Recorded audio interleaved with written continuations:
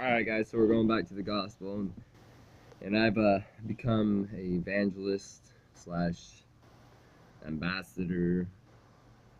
It's not that I live according to the word, and I don't, and because I'm not perfect, and I still sin a lot. I used to, especially in the last 3.5 years, preaching a lot and sinning within my preaching, um, the things that I was told not to do. Yeah, but I'm coming around to it. God's pulling me through. He's showing me why He says what He says, and uh, how the things that I was doing would hurt me in the end and stuff like that. So let's go on with it. Um, let's start reading from Matthew 5, the Beatitudes. Now, when he saw the crowds, he went up on the mountainside and sat down. His disciples came to him, and he began to preach to them, saying, Blessed are the poor in spirit, for theirs is the kingdom of heaven. So, hmm, wow, that makes sense more than anything. So, blessed are the poor in spirit, which means like, hmm, if I don't need a big house and a nice car and a big fancy job and this much and that much, then like I might, if I have the right kind of mindset and heart, I might be able to look at the world and see like waterfalls and butterflies and stuff like that, you know. If but somebody's go, you're a pussy, and I'm gonna say, well, and love this and love that. Well, that's holiness and that's pure, so I don't have nothing wrong with it. I'm not see theirs is the kingdom of heaven because they're not trying to make too much money. They're not trying to do nobody over. They're not trying to be selfish or anything like that. Blessed are those who mourn, for they will be comforted. Explains itself. Blessed are the meek, for they will inherit the earth. Blessed are those who hunger and thirst for righteousness, for they shall be filled.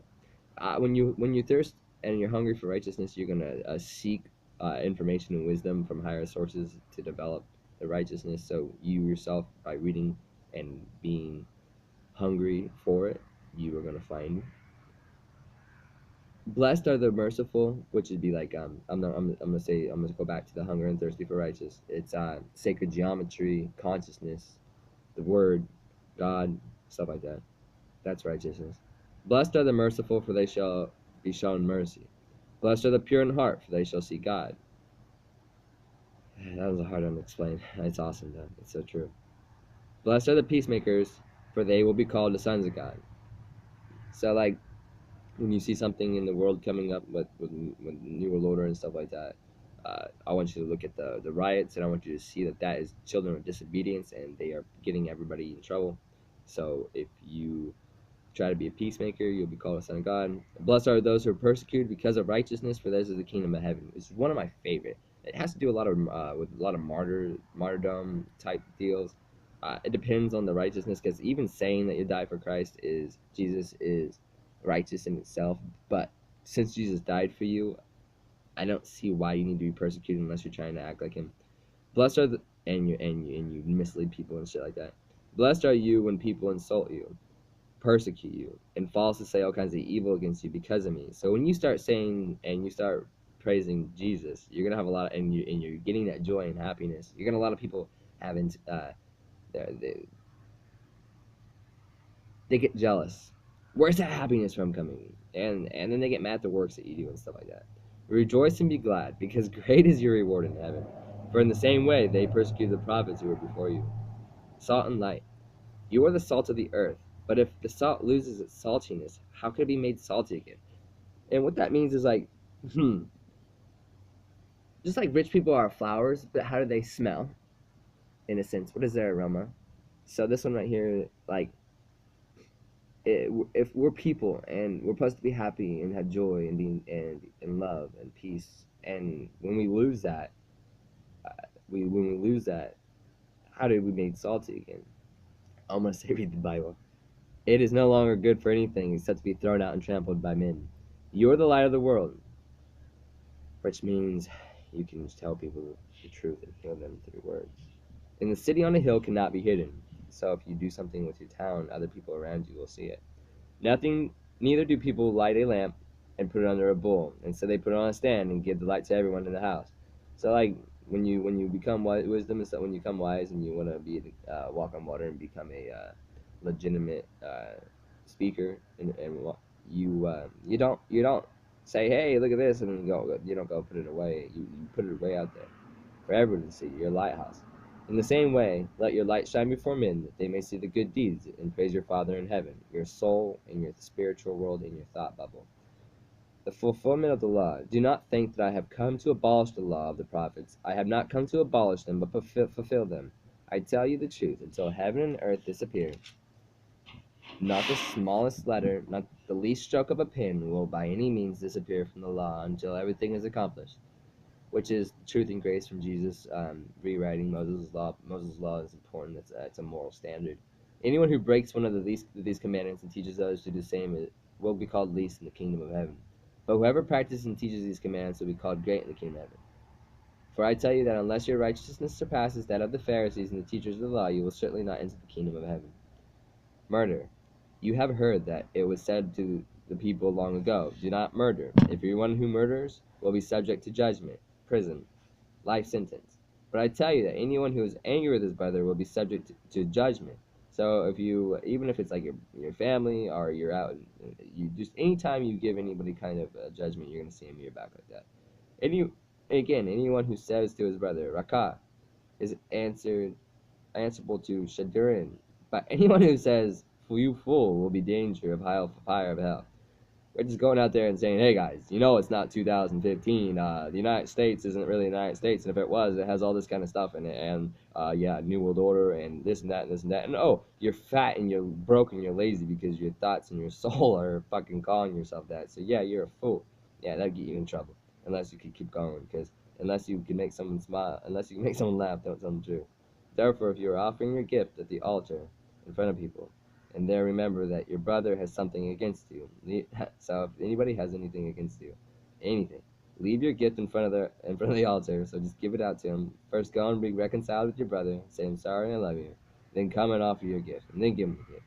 Settle matters quickly with your adversary who is taking you to court. Do not do it while you are still with him on the way, or he may hand you over to the judge, and the judge may hand you over to the officer, and you'll be thrown into prison. I tell you the truth, you will not get out until you have paid the last penny. Adultery. You have heard that it was said, do not commit adultery. But I tell you that anyone who looks at a woman lustfully has already committed adultery with her in his heart. If your right eye causes you to sin, gouge it out and throw it away. It is better if you lose one part of your body than your whole body to be thrown into hell. And we're going to jump on this subject real hard. So even if you look at a girl and say nice ass, or if you imagine something in your head, you're already committing that sexual deed in your heart and in the spirit realm. So it's almost as if you're already doing it. And so the reason that you'd want to throw it out is because one, people don't like pervs. Two, you have a wife that you respect. Three, you have other people that respect. Four, it's just respect in the whole manner itself. Not like girls and guys aren't fine. I mean, I don't like guys, but I can tell you that we're good looking. Like we're good looking people. It is better for you to lose one part of your body than the whole body be thrown in hell. And if your right hand causes you to sin, cut it off and throw it away. For it's better if you lose one part of your body for the whole body to go to hell. And that right there, it has to do with like okay, anything, stealing. If you are a sex addict or anything like that, you need to cut off those parts, because if you look back at it, you wasted a whole bunch of time on nothing. It's just fucking fake. It's just a fucking 20-second fucking shit, and it's ruining your life with your family and your friends and your collective consciousness. It's warping your mind. It's not bad. Sex is not a bad thing. It's actually a very clean and fun thing, but it has to be it's also sacred to this day. Everybody's doing it with everybody, and that's not supposed to happen. You can't almost stop that from happening. It just needs to be watched out, because you can't have another baby boom. We can't even take care of the people we have right now, let alone wickedness of rape and shit like that. Divorce. It has been said, anyone who divorces his wife must give her a certificate of divorce. But I tell you that anyone who divorces his wife, except for marital unfaithfulness, which is cheating, causes her to become an adulteress, and anyone who marries the divorced woman commits adultery. And so, like, what you're doing here, why it's doing with this whole protection thing, it's really a big protection for your heart and your soul, for your thoughts and emotions and stuff, because Well, when now she's having sex with more than one person because she was with you and now you let her go, so she has to be with somebody else. And anybody who commits sin with her, because now like since you got married, you spiritually connected, and even though you're not together, your hearts will remain because you were combined.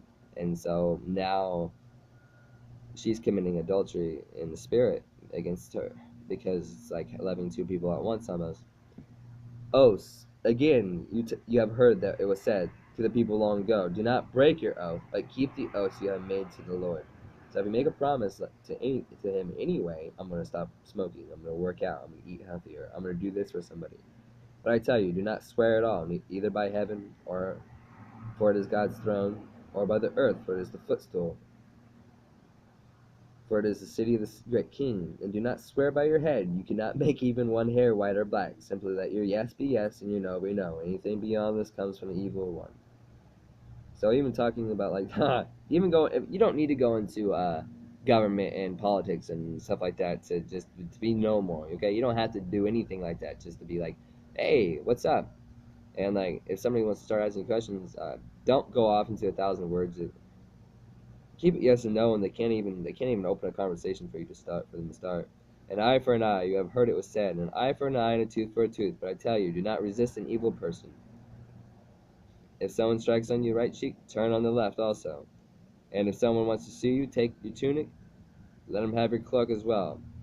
I get that one right there. Is like if someone wants to like take away, like I'm gonna have to say your mask, then I'm gonna say let them have your spirit too. Like if they're gonna take your mask away, give them your invisible cloak that hides everything underneath of it too. If someone forces you to go 1 mile, go with them too. So if someone wants to come with you and like ask you to do something like it's like not nonsense, then go with them and do it even more. Give to the one who asks you, and do not turn away from the one who wants to borrow from you. Which is hard these days. It's not hard, but it's not normal. Love your enemies. You have heard it was said, love your neighbor and hate your enemy. But I tell you, love your enemies and pray for those who persecute you. The reason you love your enemies and pray for those who you know are going to persecute you are because when it comes down to those events, you'll know because you've thought prior down to what might happen and you prayed for them, then you love them. So instead of attacking them with anger and like and fear, you're going to say, bro, I don't want to fight you. I got nothing to fucking say to you. Jesus loves you. Life is great. Go on with yourself. I don't want nothing to do with you if you're gonna be like that.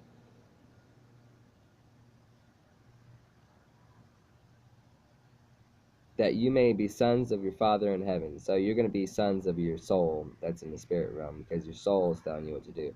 He causes the sun to rise on the evil and the good, and sends rain on the righteous and the unrighteous. If you love those who love you, what reward will you get? Are not even the tax collectors doing that? If you greet only your brothers, what are you doing more than others? If you say hi to your neighbors, what are you doing more than others? Yeah, some people ain't even saying hi. Do not even pagans do that? Be perfect, therefore, as your heavenly Father is perfect. So have your body in the material realm be as perfect as your soul is in heaven, or in the spirit realm. Giving to the needy. Be careful not to do your acts of righteousness before men to be seen by them. If you do, you will have no reward for your Father in heaven. So when you give to the needy, do not announce it with trumpets, as the hypocrites do in the synagogues and on the streets, to be honored by men. I've done that recently, but it's not that. It's not all that. I'm almost absolutely none of that. It's me being that, which is making me being looked at. Okay, it's not being looked up to or anything. It's being looked at because it's awesome words. I tell you the truth. Have you received their reward in full? But when you give the needy, do not let your left hand know what your right hand is doing, so that your giving may be in secret, that your Father who sees what is done in secret will reward you. So, like, your soul is image in their mind will be rewarded because you're not doing it for anything back. Instead of like, wow, he was really cool. I did that today. Somebody found my EBT card that I haven't used in a long time. Said, hey, I found your EBT card at $190 on it. I'm like, awesome. Why don't you take 50? And I let them go to the store and I fed them. I brought bread. And I fed a family of 3. Anyway, today. Hey guys, how you doing? My name is Cody. I'm 23. I live in Corning, California, and I am not going insane because I found a best friend, but I am lonely a little bit with human friendship.